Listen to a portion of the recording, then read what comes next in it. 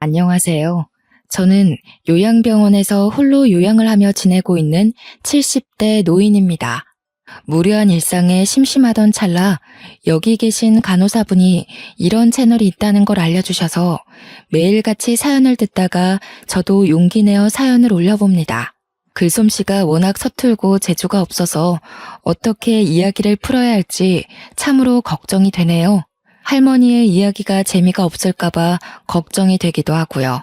하지만 속 안에서부터 꽁꽁 숨겨왔던 저의 지난 이야기를 속 시원히 한번 털어보려고 이렇게 한자 한자 글을 써봅니다.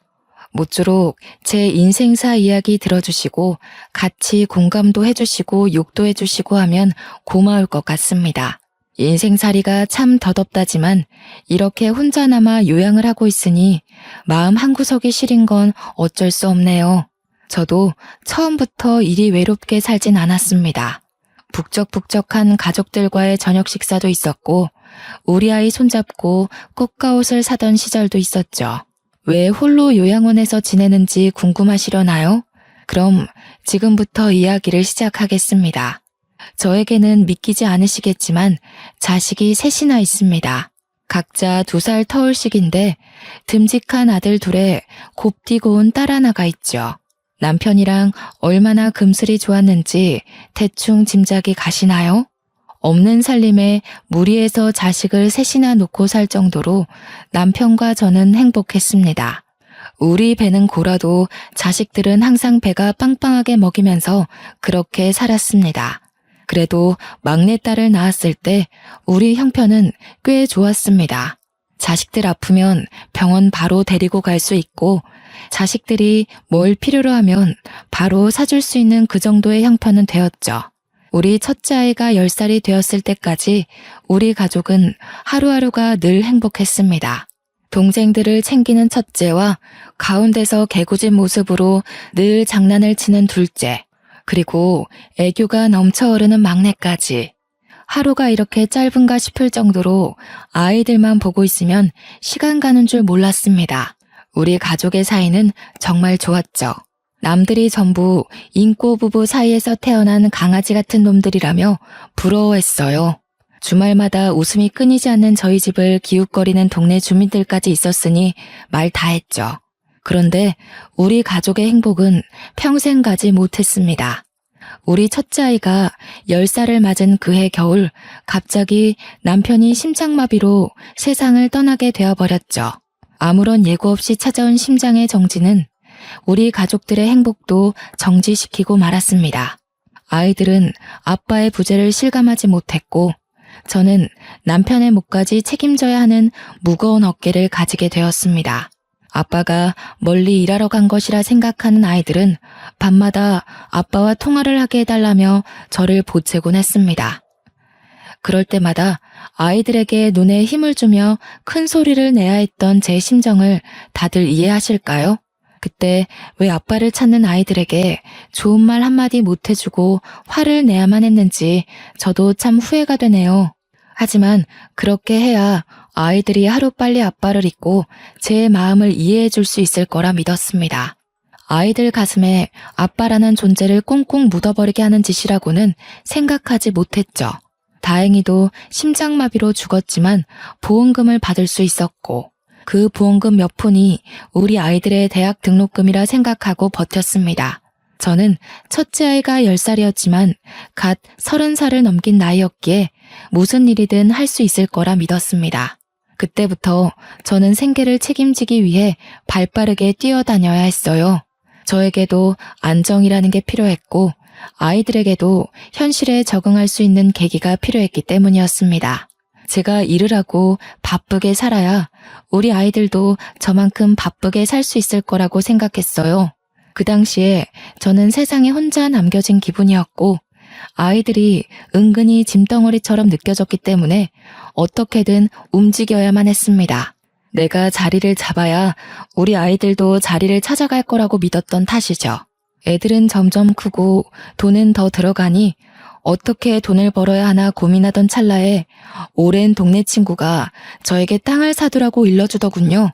평택에 있는 땅인데 개발이 될 거라면서 저에게 미리 사둬야 싼값에 많은 이득을 볼 수 있을 거라고 했습니다. 저는 친구만 믿고 혹해서 땅을 사버렸습니다.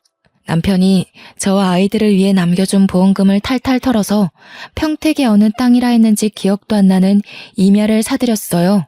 당시 평택 땅은 정말 값이 나가지 않았기에 보험금을 탈탈 털어 사면 꽤 많은 평수의 땅을 가질 수 있었습니다. 그때 땅을 직접 보고 샀어야 했는데 오랜 친구가 저의 뒤통수를 칠 거라는 생각은 하지도 못하고 땅을 구매했죠. 나중에서야 그래 나에게 땅이 있지 하는 마음에 찾아간 평택 땅은 정말 황무지였습니다. 아무것도 없는 넓은 대지. 그곳은 밭으로도 논으로도 쓸 수 없는 그냥 황무지 같은 넓은 땅뿐이었습니다. 상가를 지을래도 옆에 아무것도 없는 허허벌판에 건물 하나 있어 어디다 쓰겠습니까? 저는 허탈한 마음을 숨길 수가 없었습니다. 이게 어떤 돈으로 산 땅인데 이렇게 아무것도 없는 허허벌판이라니. 제 마음처럼 공허함만 가득할 뿐이었죠. 당장 생계를 꾸려야 할 돈을 털어 땅을 샀으니 제 수중에 돈이 얼마나 있었겠습니까? 남편과 함께 무리해서 구한 집을 팔 수도 없는 노릇이었기에 저는 바로 동네의 구직자리를 알아보았습니다. 저희 동네에는 큰 시장이 하나 있었는데 그곳에 상인들을 대상으로 하는 배달 전문 식당이 하나 있었어요. 그곳은 홀 테이블은 4개밖에 없고 전부 배달 장사를 하는 곳이었습니다. 저에게는 어쨌든 돈이 필요했고 조금이라도 더 월급을 주는 곳에서 일을 하고 싶었기 때문에 물불 가리지 않고 그 식당에 취직을 했습니다. 식당 사장님은 손이 빠른 저를 좋아하셨고 저는 목이 수그러드는 것도 잊은 채 머리에 백바늘이고 시장 곳곳을 배달했습니다. 시장에 나물을 파는 할머니도 건어물을 파는 아저씨도 모두 저를 안타깝게 생각하셨지만 좋았어요. 제가 불쌍해질수록 한 푼 더 쥐어주는 돈이 저를 행복하게 만들었거든요. 아이를 셋이나 키워야 하는 저는 아침 식당이 문 열 때부터 상인들이 문 닫는 시장 마감 시간까지 열심히 뛰어다녔습니다. 그런 저를 상인들이 참 예뻐해 주셨죠. 하지만 좋은 마음만 가지고 예뻐해 주시는 분들도 있는 한편 그렇지 않은 사람들도 있었습니다. 제가 정말 진절머리나게 생각하는 나물을 파는 할머니가 한 분 계셨습니다. 그 할머니는 억척스럽게 장사를 하기로 유명하신 분이었는데 그래도 나물 하나는 기가 막히게 다듬어 파셔서 종종 사러 오는 단골 손님들이 있었죠. 할머니는 주변 상인들에게도 꽤 미움을 받는 분이셨습니다. 아나무인에 성질머리 더럽고 욕도 잘하고 10원 한 푼까지도 지옥 끝까지 쫓아가서 받아낸다고 유명했습니다. 하지만 식당 주인이 음식 주문을 거절할 리 있겠습니까? 주인 부부는 저를 예뻐하셨지만 주문을 거절하시는 분들은 아니었죠. 그 할머니 역시 저에게 바라는 게 있어 매번 주문을 하고 저를 기다리셨습니다. 저는 할머니의 나물가게 배달 가는 일에 세상에서 제일 힘들고 지치는 일이었죠. 그 이유는 바로 할머니에게는 지체장애가 있는 아들이 하나 있었는데 무려 저보다 16살이나 많은 사람이었습니다. 그 지체장애 아들은 할머니가 홀로 키우고 있었기 때문에 늘 나물가게 한 구석에 앉아서 혼자 장난을 치며 놀고 있었죠. 집에 두고 다닐 수가 없어 나물가게에 데리고 다닌다며 저한테 쓱 들이미시는데 제가 얼마나 놀랐는지 몰라요. 자네 애가 셋이나 딸린 과부라며? 우리 아들이 정신이 좀 어려서 그렇지 아주 듬직한 놈이야. 지 마누라 생기면 아주 마누라만 졸졸 쫓아다닐 놈이라고. 등치만 컸지 정신이 딱 자네 아이들하고 비슷할 것 같은데 애 하나 더 키워보는 셈치고 우리 아들이랑 살아보는 게 어때? 내가 나물 팔아서 건물 돌린 거 알지? 저는 너무 놀래서 아니라고 손사래를 쳤지만 나물 파시는 할머니는 그런 저에게 부끄러워하지 말라면서 자기 좋을 대로 생각하셨어요. 아무리 제가 애가 셋이 딸린 과부라도 그렇지 어떻게 지체장애가 있는 아들까지 돌보라며 데려가라는 말을 할 수 있겠습니까? 저는 저를 무시한 것뿐만 아니라 본인 아들을 짐덩이로 생각하는 할머니를 피해 다닐 수밖에 없었습니다. 그런데 문득 제 가슴에 그런 비수가 꽂히더군요. 제가 저의 아이들을 짐덩이로 생각했었다는 그런 비수요. 저에게 꾸준히 나물할머니는 재혼 이야기를 꺼내셨고 결국 저는 남편이 아직도 그립고 아이들이 있어서 생각 없다고 딱 잘라 이야기했습니다. 하지만 할머니는 그 이야기조차 못 들은 척 하시면서 저에게 계속해서 아들을 들이미셨습니다. 아들은 저를 자꾸 마주치니 어느 날부턴가 제가 배달을 가면 제 옆에서 서성이기도 하고 힘으로 저를 잡아당기기도 했습니다. 그럴 때마다 저는 정말 무섭기도 하고 소름이 끼치기도 해서 도망가고 싶어 죽을 지경이었습니다. 할머니는 밥값을 자꾸 미적이며 지불했습니다. 조금이라도 아들과 대화를 해보라는 이유에서였죠. 제가 계속해서 싫다, 부담스럽다, 저한테 이러지 마시라고 대꾸를 했지만 할머니는 콧방귀만 끼셨습니다. 저에게 돈이 없어서 식당 배달 일을 하는 주제에 눈이 너무 높아서 큰일이라는 겁니다. 결국 저는 식당 주인에게 이야기를 했지만 돌아오는 대답은 뭐 뻔했죠. 주문이 들어왔는데 거절을 할 수가 없다는 그런 이야기요. 저는 그 뒤로 더욱 단단히 정신을 차리고 배달을 다녔습니다. 혹여라도 할머니의 아들이 저에게 힘으로 무섭게 군다면 중요 부위라도 발로 차고 눈이라도 찔러서 도망쳐야겠다는 생각만 했죠. 그러던 어느 날 할머니가 저에게 이야기하시더군요. 작작 좀 튕기고 우리 아들 이제 좀 받아줄 때가 되지 않았나? 애가 셋이나 딸린 과부 주제에 뭘 자꾸 도망가고 앉았어? 어디 가도 이런 혼처 구하기 힘들어. 내가 자네 이름으로 건물 올려준다니까. 주위 이야기를 들어보니 할머니도 아들 치료비로 돈이 많이 나가는 상태라 건물 같은 건 올리지도 못했다고 하더군요.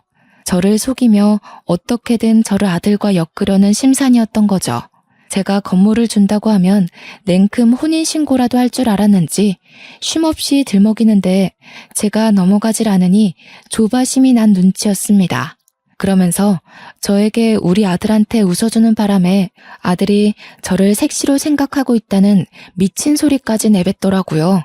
저는 할머니한테 도대체 저한테 왜 이러시는 거냐고, 저는 죽어도 싫다고 하지 않았냐고, 음흉하게 저를 보는 것도 너무 소름 끼친다고 했습니다.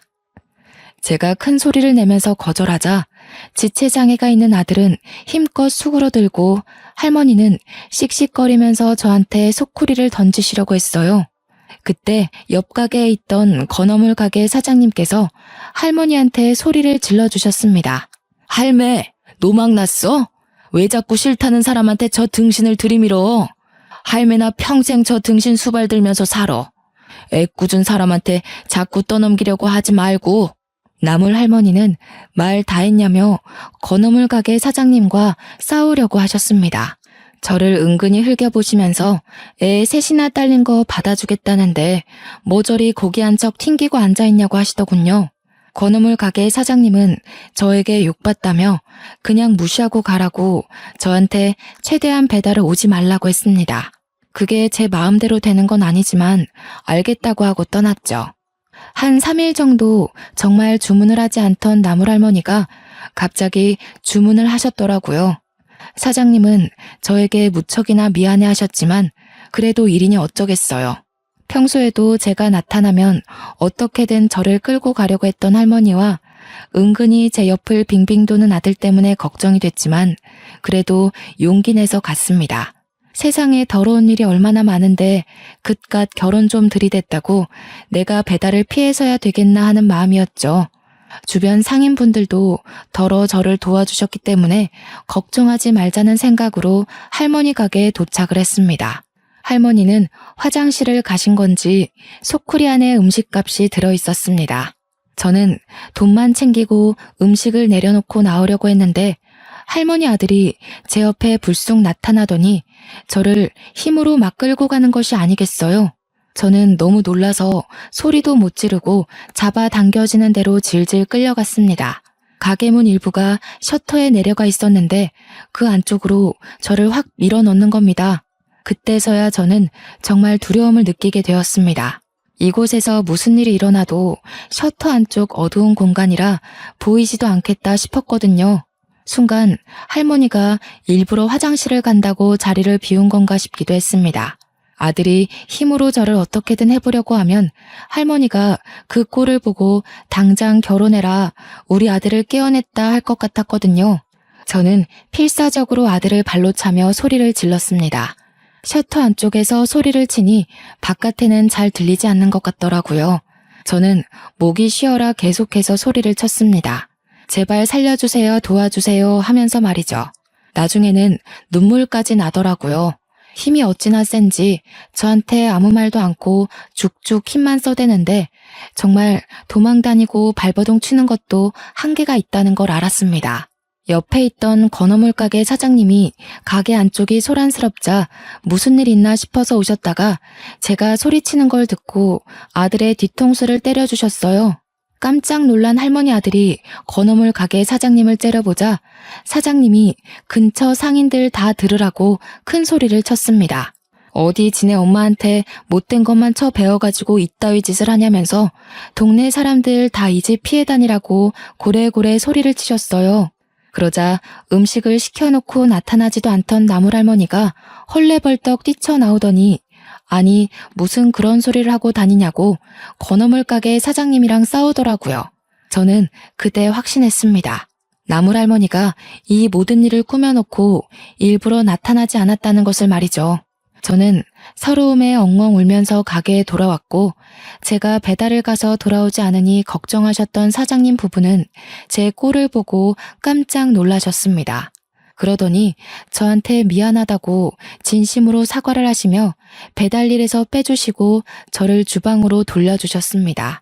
다행히 인원을 더 뽑으려고 했었다면서 주방에서 일을 해주는 게 좋겠다고 했어요. 며칠 뒤에 나물 할머니가 가게까지 찾아와서 일을 어찌 이리 크게 만드냐고 그냥 우리 아들이랑 결혼하면 됐잖아 라며 적반하장으로 굴었습니다. 가게 사장님은 할머니에게 소금을 뿌리면서 노망난 할매 주문 안 받아줄 거라면서 아들을 보호소에 보내던지 하라고 소리치셨죠. 나물할머니는 끝까지 지체장애가 있는 아들을 받아주지 않은 제 탓을 하셨지만 주변 상인들은 모두 제 편을 들어주셨습니다. 그 뒤로 주방에서 저는 음식을 만들기 시작했습니다. 처음에는 외워야 할 레시피가 너무 많아서 힘들었지만 적응되니 안 보고도 술술 만들어낼 수 있겠더라고요.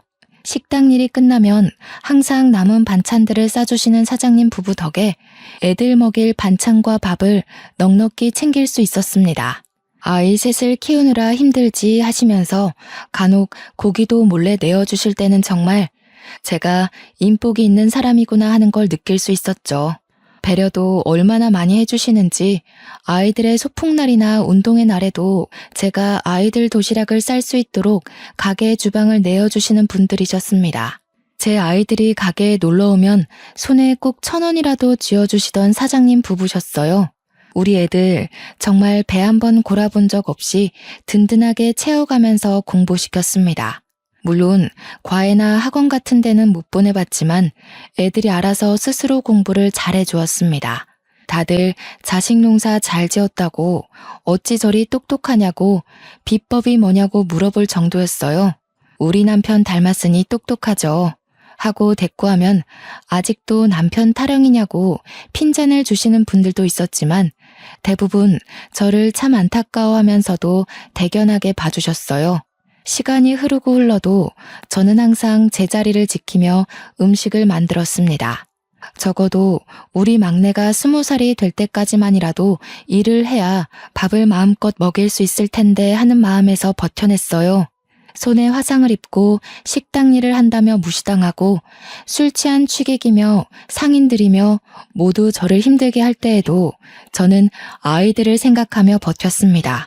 아침에 아이들 셋이서 알아서 양치질을 하고 옷을 꺼내 입고 가방을 챙겨서 학교를 다녀오고 집에 돌아와 시간을 보내며 공부하고 저녁밥은 아침에 나오기 전에 차려둔 차갑게 식은 그 밥을 아무런 불평 없이 먹고 제가 퇴근해서 돌아오면 그제서야 씻고 자는 우리 아이들. 너무 일찌감치 세상을 알아버린 탓에 철이 들어버린 아이들을 생각하면서 눈물도 꾹 참아내며 버텼습니다. 저는 그래야만 했어요. 남편을 일찍 보냈다는 이유로 그렇게 버텨야만 했습니다. 저는 그렇게 둘째 아이가 고등학교 3학년이 될 때까지 10년을 식당에서 일을 했습니다. 아이들이 중고등학생이 되니 정말 힘이 들긴 했습니다. 사춘기가 심하게 온 아이들은 엄마가 해준 게 뭐냐는 이야기를 서슴없이 내뱉기도 했고 저에게 돈이나 내놓으라며 날강도 짓을 하기도 했습니다. 한창 사랑이 필요한 시기에 제가 돈을 번다는 이유로 바빴으니 아이들이 저에게 낯을 가려도 할 말이 없는 수준이었죠. 저는 그런 아이들에게 회초리도 들어보고 사탕 발린 말로 달래보기도 했지만 사실 쉽지 않더군요. 점점 커진 아들 둘은 저에게 대면대면하게 굴었고 막내딸은 저에게 살갑게 하고 싶어 했지만 머뭇거리더군요. 그래도 저는 아이들을 키워내기 위해 어쩔 수 없는 선택이었다고 저 스스로를 변호할 수밖에 없었죠. 둘째 아이의 수능이 가까워진 어느 날 저는 식당을 인수받게 되었습니다. 사장님 부부는 식당 일 하면서 돈 많이 벌었다고 저에게 이 자리 이 가격으로 주기 쉽지 않다고 하셨어요. 제가 일하면서도 매출을 확인했을 때 정말 장사가 잘 됨을 느끼기도 했고 사장님이 이제 외국 가서 자식들이랑 살 거라고 정리하는 걸 보니 저도 훅 했습니다. 그래서 참 우리 아들의 대학 등록금 모아두었던 적금을 깨서 식당을 인수했습니다. 어차피 돈이야 벌면 된다고 생각했던 거죠. 첫째 아들은 바로 군대에 가버렸습니다. 제가 식당 인수받느라 돈을 썼기 때문에 군대에 가서 돈이라도 모아오겠다는 말을 남기고 떠났습니다. 홀로 논산훈련소에 도착했다며 저에게 전화가 왔을 때는 정말 가슴이 미어지는 기분이 들었죠. 아들은 덤덤했습니다.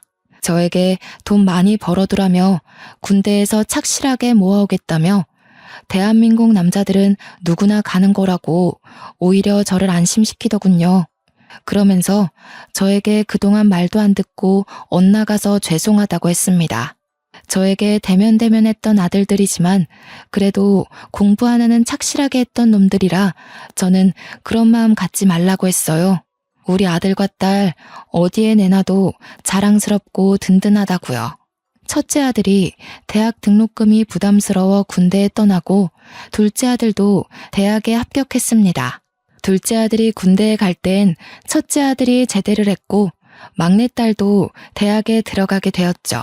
모두들 서울에 있는 학교에 철썩 붙어버린 덕에 자취 비용이 따로 들지 않았고 장학금도 근근히 챙겨와 부담되지 않았습니다. 무엇보다도 제가 인수한 식당은 여전히 잘 되고 있었고 저는 돈 걱정 없이 성인이 된 아이들을 지원할 수 있게 되었죠. 저는 장사를 하며 현금을 쓸어 모으기 시작했습니다. 왜냐하면 시장 특성상 현금으로 거래를 했기 때문입니다.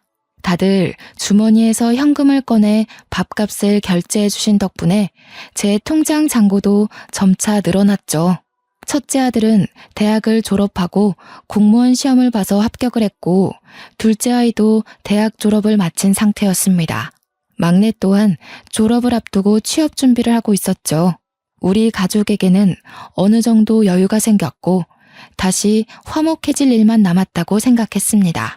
그런데 첫째 아들이 어느 날부턴가 저와 말을 섞지 않기 시작했습니다. 저는 다시 사춘기 시절의 기억이 떠올라 조금 아들이 무서워지기 시작했죠. 저에게 엄마가 해준 게 뭐가 있냐며 대들던 그 모습이 자꾸 떠올랐어요. 제가 눈치를 보기 시작하고 얼마 지나지 않아서 첫째 아들이 술에 취해 집으로 오는 날이 많아졌습니다. 공무원 일을 하면서 뭔가 힘든 게 있나 싶으면서도 아들은 저에게 속내를 털어놓지 않으니 자꾸만 신경이 쓰이곤 했습니다. 그렇게 날이 선 시간을 보내던 어느 날 국세청 세무조사가 나오더니 저에게 어마어마한 벌금과 세금을 물리더라고요. 이유인즉슨 시장 특성상 현금 거래가 잦은데 제가 현금 영수증을 끊어준 적 없이 돈을 모두 가로챘다는 이유였습니다. 제가 세금을 내지 않았기 때문에 탈세를 했다는 이유였어요. 저는 단지 무식해서 몰랐던 것뿐인데 그걸 해야 된다는 걸 놓친 것뿐인데 저에게 벌금과 세금을 물리니 억울했습니다. 앞으로는 꼬박꼬박 할게요 라고 몇 번이고 용서를 구했지만 나란 일 하는 사람들이 호락호락하지 않더군요. 이전 사장님도 저와 똑같이 장사를 했는데 왜 저한테만 이러는지 이해를 할 수 없었지만 제가 잘못한 거라고 하니 참았습니다. 그런데 일이 거기서 끝이 아니었어요. 탈세는 제가 했는데 우리 첫째 아들에게도 꼬리표가 따라붙기 시작한 것이었습니다. 제가 탈세 혐의를 받자 세금 업무를 보던 아들은 근무하던 곳에서 엄청난 압박을 받았다고 하더군요. 그러더니 결국 버티지 못하고 그 귀한 공무원 자리를 내려놓고 허구한 날 집에서 술만 처먹다가 저를 원망하며 시간을 보냈습니다. 저 때문에 근무지에서 버틸 수가 없었다면서 왜 탈세를 했냐고 울면서 저에게 이야기를 하는데 저는 할 수 있는 말이 없었습니다. 제가 할 수 있는 일이란 아들에게 매일 아침 술값을 쥐어주고 출근하는 것뿐이었어요. 아들은 저에게 탈세한 더러운 돈이라고 하면서도 그 술값을 챙겨 술을 마셨습니다. 첫째 아들이 망가져가는 사이 둘째 아들은 중소기업에 취직해서 착실한 하루를 보냈고 막내딸은 백화점에 취직했습니다. 각자 자리에서 열심히 일을 하는 동안에도 첫째는 자긴 결혼도 못할 거라면서 술에 취해 살다가 간암에 걸리고 말았습니다. 술을 그렇게 마셔댔으니 당연히 몸이 성치 않을 것이라 생각을 하면서도 아들을 살피지 못한 제가 죄인이었죠. 일이 바쁘다는 이유로 술만 먹는 아들에게 잔소리 한번 못한 저는 간암이라는 아들의 말에 오열을 할 수밖에 없었습니다. 그때도 아들은 제 탓을 하더라고요. 엄마가 술값을 쥐어주지만 않았어도 이렇게 술을 먹지 않았을 거라고요. 나이 30살의 간암이라 하니 저는 정말 하늘이 무너지는 기분이었습니다. 우리 아들 나이에 저는 과부가 되었는데 우리 아들은 나이 30살에 간암에 걸리는구나. 이게 무슨 개떡 같은 운명인가 하면서요. 저는 현실을 잊고 싶어 더욱 식당 일에 매달렸습니다. 그럴수록 우리 아들은 말라갔고 죽어갔습니다. 결국 투병 생활을 하느라 저는 모아두었던 모든 돈을 꺼내어 최고의 의료진에게 치료를 받을 수 있도록 노력했습니다. 하지만 아들은 이미 자기 인생을 비관하기 시작했고 살 이유가 없다면서 하나둘 손에서 모든 걸 놓았습니다. 살아내려는 의지가 없으니 당연히 병마와의 싸움에서 지고 말았습니다. 투병 2년 만에 우리 아들은 아버지가 있는 하늘나라로 떠나버렸죠. 저는 큰아들을 그렇게 보내고 하염없이 울었습니다. 하늘은 뭐가 그리 급해서 우리 아들 한창 나이에 데려가느냐고. 내가 이렇게 고생고생하며 하루를 버티고 사는데 어찌 이런 시련을 주시냐고 원망을 했죠. 하지만 시간은 또 흐르더군요.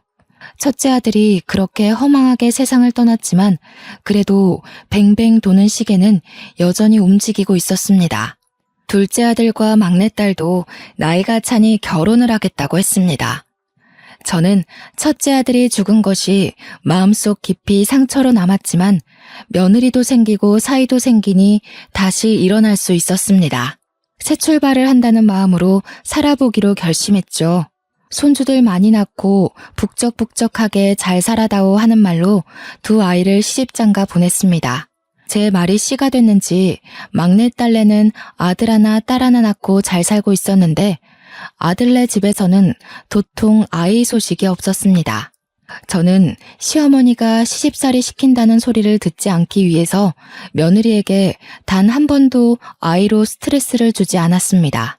아이를 낳지 않고 살아가는 사람들도 있다고 하니 그냥 그런가 보다 하고 넘어갔어요. 물론 아들을 똑 닮은 손주를 보고 싶은 마음이 있었음에도 제가 잔소리를 하는 순간 시가에서 귀찮게 한다는 이야기를 들을까봐 꾹 참았어요. 하지만 궁금한 건 어쩔 수 없어 은근히 며느리에게 한번 물어보니 며느리가 제게 성질을 팍 내더라고요. 우리 아들이 불임이었던 것이었어요. 씨가 없는 수박이라고 그러더군요. 아이를 가질 수 없는 몸이라고 병원에 가서 검사까지 했다고 하는데 저는 정말 믿을 수가 없었습니다. 우리 아들이 불임이라는 소리는 정말 첫째 아들이 간암이라고 선고를 받았을 때랑 비슷한 충격을 저에게 주었습니다. 어찌하여 시간이 흐를수록 저에게 이런 시련만 닥쳐오는지 믿을 수가 없었습니다. 며느리는 저에게 아들이 불임이라 요즘 관계가 소원하다고 하더군요. 제가 하는 모든 게 다 간섭 같고 귀찮다고 했어요. 저는 그런 며느리에게 아무 말도 해줄 수가 없었습니다. 우리 아들이 불임인데 제가 뭐라 위로를 덧붙이겠나요? 며느리에게 바깥에서 아이를 낳아오라고 할 수도 없는 처지 아니겠습니까? 저는 모든 걸 감내하며 버텨야 된다고 생각했습니다. 시간이 지날수록 통장 잔고는 불어나지만 외로워지는 건 어쩔 수가 없었습니다. 그런데 이 불임인 아들놈이 아주 미친 짓을 하고 다녔더라고요. 며느리랑 관계가 소원해지니 다른 곳으로 눈을 돌렸던 것이죠. 바람을 피고 다니다가 며느리에게 딱 걸리고 말았던 것입니다. 지 말로는 씨 없는 수박이라 바람을 펴도 들킬 일 없을 거라고 생각했다며 변명을 하는데 정말 이게 제가 알던 아들이 맞나 싶었습니다.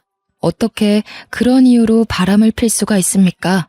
며느리는 아이도 못 가지는 걸 받아들이면서 살고 있었는데 며느리가 몇 개월을 단단히 벼르고 있었는지 증거 자료까지 아주 빼도 박도 못하게 준비를 했더군요. 결국 아들은 집에서 쫓겨나고 저희 집으로 오게 되었습니다. 바보 천치 같은 놈을 저는 어쩔 수 없이 받아줄 수밖에 없었죠.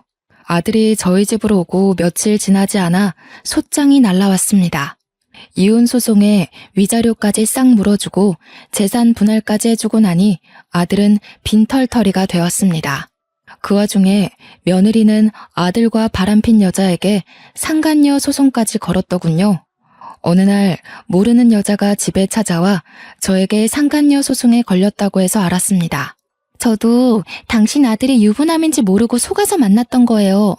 제가 왜 상간녀 소송에 걸려야 하는지, 이 돈을 물어내야 하는지도 모르겠거든요. 저도 사기당한 거니까 당신 아들이 돈 물어내게 하라고요. 그러면서 저에게 소송에서 졌다고 돈을 물어내라는 판결문을 확 던지는데 눈이 돌아버릴 것 같았습니다. 어디 유부남이 총각 행세를 하고 여자를 꼬시고 다닌단 말입니까? 저는 아들이 정말 미친놈처럼 보였습니다. 아들은 결국 상간녀에게 돈까지 쥐어주고 말았죠.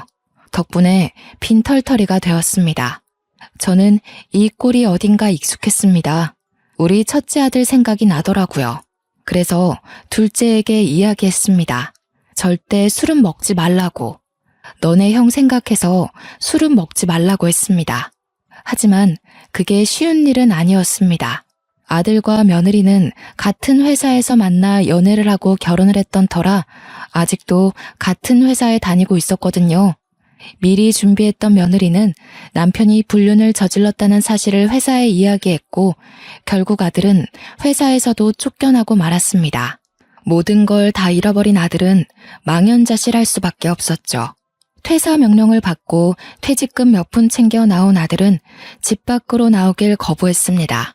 저는 아들에게 식당 일이라도 도우며 살라고 했지만 아들은 들은 척도 하지 않았습니다. 저에게도 그리 힘들었던 시절이 있었기에 아들 스스로 알을 깨고 나오기를 기다려주기로 마음을 먹었죠. 딸은 그때까지도 백화점에서 여전히 일을 하고 있었는데 애를 둘이나 낳고 워킹맘으로 사는 게 쉬운 일이 아니라며 고민을 하고 있었습니다. 큰아들이 죽은 지 1년도 지나지 않아 둘째까지 사고를 친 마당에 막내딸이 저에게 돈을 빌려달라고 하더군요. 저는 이미 탈세 때문에 세금을 나눠서 내고 있었던 중이라 큰 돈을 내어줄 만한 상황이 되지 않았습니다. 그래서 딸에게 솔직하게 이야기해라. 얼마가 필요하고 어떤 일 때문에 그러냐고 물어봤습니다. 딸은 우물쭈물하면서 저에게 실토했죠. 사실은 남편 몰래 빚이 좀 있어서 그래요. 돈 좀 빌려주세요. 아니, 사위 몰래 빚을 질 일이 뭐가 있어. 사위가 돈을 안 벌어다 주는 것도 아니고 애들 키우면서 빠듯한 것도 아니지 않니? 엄마, 그냥 돈 좀 빌려주면 안 돼요? 엄마 현금 쓸어 담는다고 소문났던데 그거 세금도 나눠서 내는 거잖아. 나 진짜 급하단 말이야. 뭐 때문인지 정확하게 모르는데 내가 다짜고짜 빌려줄 순 없다. 백화점에서 일하면서 명품을 얼마나 많이 보는지 알아요? 다들 하나씩 백 하나 들고 있는데 나만 없더라. 그게 너무 초라해서 몇 개 샀어. 근데 돈이 없어서 대출 받아서 샀어. 됐어? 딸이 하는 말은 정말 충격적이었죠. 사치의 눈이 멀어서 대출을 받아서 명품백을 샀다는 것이었어요. 그것도 몇 개씩이나요. 저는 그게 변명인 걸 알았지만 잔소리할 경황이 없었습니다. 남들과 비교해대며 그들은 하나씩 있는데 나만 없어서 샀다는 말 자체가 너무 어이가 없고 믿기 힘들었습니다. 그들은 그들의 형편대로 맞춰서 사는 것이고 너는 너대로 살아야지 라고 말하고 싶었지만 딸아이는 이미 잔뜩 흥분해 있는 상태였어요. 그러면서 저에게 딱 5천만 원만 빌려달라고 하는 겁니다. 내가 5천만 원이 어디 있니? 네가 산 명품들 팔아서 갚으면 되겠구나. 그러니까 저한테 가방을 어찌 파냐며 팔아도 그값 안 나온다고 팔아봐야 반값이라고 저한테 울면서 읍소를 하는 겁니다. 5천만 원만 빌려주면 아무 일 없었다는 듯 살 수 있다고 하면서 제발 한 번만 도와달라고요. 그러자 옆에 있던 아들이 셀쭉 입을 내밀면서 막내한테 5천만 원 주면 자기한테도 줘야 하는 거 아니냐고 말을 덧붙이더군요. 저는 화들짝 놀라 아들을 쳐다보았습니다. 그러자 저한테 막내만 5천만 원 주면 자기는 소송을 걸겠다고 큰 소리를 치는 게 아니겠어요. 그러더니 둘이 싸우기 시작하더군요. 제가 늙으면 누가 모실 것 같냐고 하면서 서로 돈 내놔라 하면서 싸우는데 그때 제 나이가 60을 넘겼을 때입니다. 둘째 아들이야 제가 데리고 산다 치지만 막내딸은 자식도 둘씩이나 있고 아직 유치원 다니는 애들이니까 마음에 걸려서 둘째 아들 몰래 딸에게만 돈을 빌려주었습니다. 그런데 아들이 제 통장을 우연히 확인했고 이체 내역을 보더니 유산 상속한 거냐고 노발대발 저에게 화를 내면서 난리를 치더군요. 자기한테도 5천만 원을 줘야 공평하다는 이야기였습니다. 저는 이미 딸을 도와준 것도 모든 걸 다 털어져 준 것이었는데 그러더니 아들이 저에게 그 식당 이제 장사 안 되지 않냐고 벌써 몇십 년이나 된 곳인데 리모델링 하나 안 해서 낡아 빠지지 않았냐고 하더군요. 요즘 전통시장이 얼마나 발전하고 있는데 아직도 그런 한밭집을 운영하고 있냐 하는데 아들 말이 틀린 게 하나 없더라고요. 시장도 현대화됐고 젊은 애들도 많이 오는데 저는 사장님에게 물려받은 그 모습과 다를 게 전혀 없는 모습으로 장사를 하고 있었습니다. 아들은 제가 흔들리자 저에게 가게를 팔아버리라고 종용했습니다. 그러더니 판돈으로 자기 사업을 할 수 있게 도와달라고 하더군요. 저는 고민하던 와중에 그 자리를 탐내는 사람을 알게 되었고 권리금까지 두둑하게 챙겨서 가게를 정리했습니다. 가게를 정리하는 시원섭섭한 마음이 드는데 속도 모르는 아들놈은 좋다고 잘 팔았다고 돈 잘 챙겼냐고 하더군요. 아들이 저에게 사업자금을 빌려달라 계속 이야기를 해댔고 저는 귀가 아파 결국 5천만 원을 빌려주기로 했습니다. 근데 저한테 무슨 서류에 사인을 해달라고 하더군요. 그래서 이게 무슨 서류냐 하니 제가 아들에게 돈을 빌려주었다는 각서 같은 거라고 했습니다. 차용증 같은 거라고 걱정 말고 사인을 좀 해달라고 하길래 딸과 다르게 아들은 정말 갚을 생각인가 싶어서 사인을 해주었습니다. 그렇게 아들은 사업을 시작했고 엄청나게 바쁘게 지냈습니다.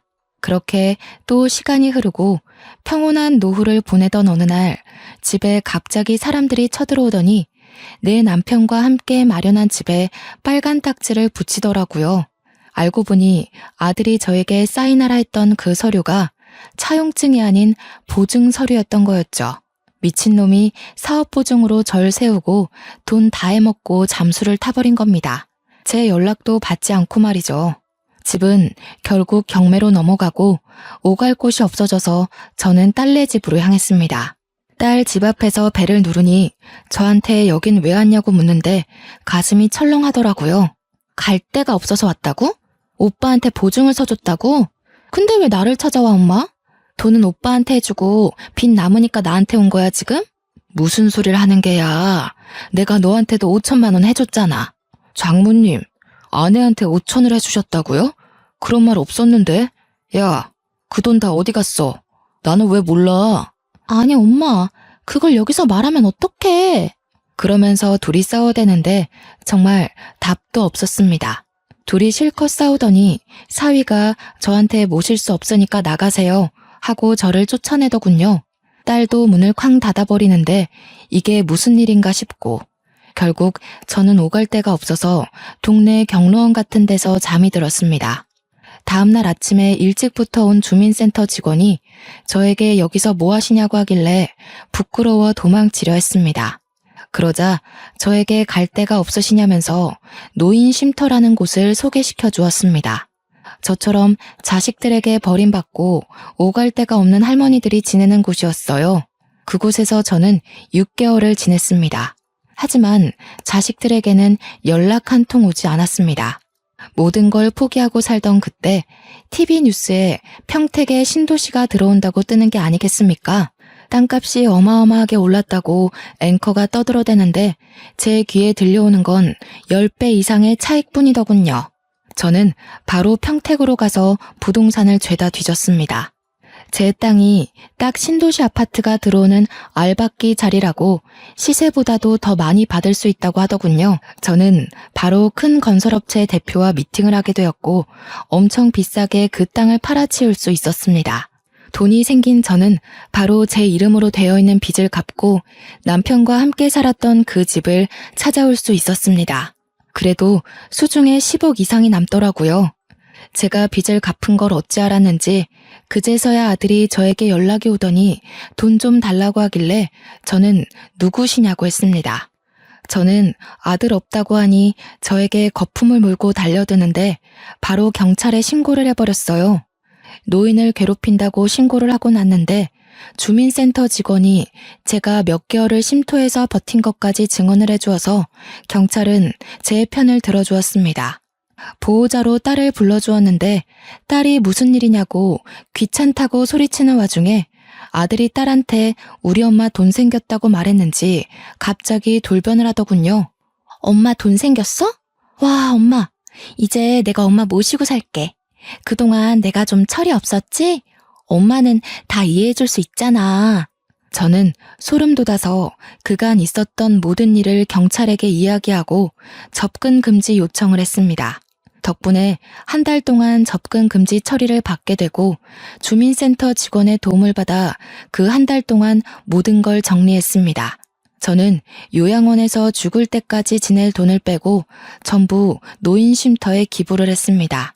저처럼 소외받는 노인들을 위해 써주십사 부탁을 드렸죠.